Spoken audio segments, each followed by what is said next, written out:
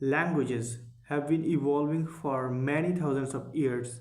That is to say, every generation speaks a little differently than the previous one, but the generational gap in the language that you speak is huge when it comes to the Gen Z demographics because this is a generation that grew up on the internet and the meme culture on the internet has popularized so many slangs that might be incomprehensible to people from other generation. Now these terms belong to the English language, but we see terms like pookie, sigma everywhere, even though we don't live in a English speaking country. So that's why I thought it would be a really good idea to be familiar with some of them. So here is a list of 10 words, Gen Z words that you should know. Starting with the term skibidi. This one is a nonsensical term that has no meaning. That means no one can precisely define what it actually means, but this one can be used in just about any sentence to either mean something positive or negative. For example, you only live once, just go full skibidi and enjoy your life. Or, I like the skibidi vibes that you have. Moving on to the next, riz. When someone has got riz, it means they have the ability and charm to attract others, especially in a romantic context. So, a man with riz can flirt and talk in a smooth and impressive way that can hypnotize women. For example, one of my friends has got so much riz that he can make any girl fall for him in just a few minutes. Then we have the word ghosting. When you ghost someone, you cut off all the communication with that person without an explanation. It's like disappearing as if you are a ghost. It happened to me once. I was talking with a girl and she wanted a relationship with me. Then one day I asked her if she would allow me to have a second wife after we get married. Hearing that, she ghosted me completely. I'm not sure what's wrong with having a second wife. The next word we have is sigma.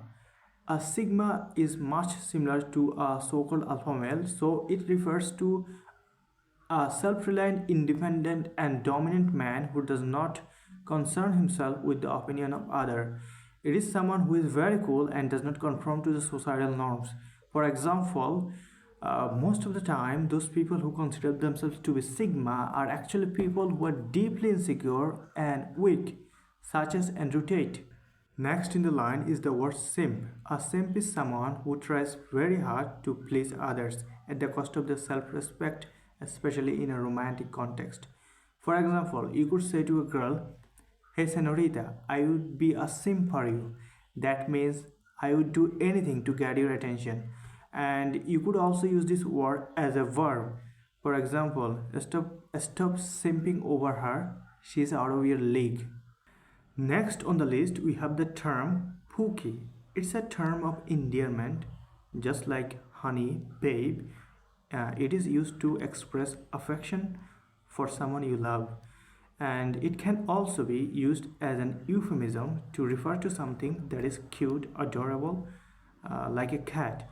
For example, you're being such a pookie. That means you're being excessively cute. Then we have the phrase cancel culture. It refers to a phenomenon where someone is publicly boycotted or shamed for their opinions or action. This phrase has never been more relevant than now in the context of Bangladesh because after the July uprising, we saw that so many politicians, celebrities got cancelled for their unagreeable opinions.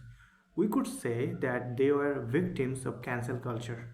Moving on to the next, low key.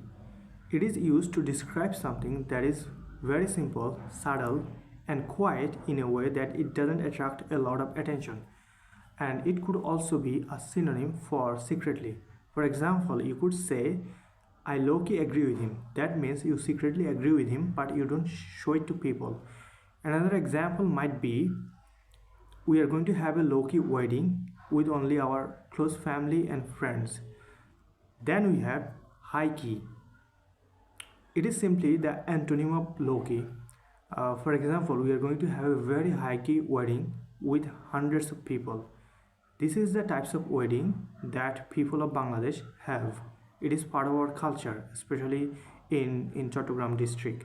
We tend to make our wedding ceremonies unnecessarily expensive. Last but not the least, the word basin. It simply refers to something good, especially when it comes to food. For example, the biryani that you cooked is a basin. Okay, guys, that's it for today. There are so many more Zanzi slangs that I haven't covered in this video.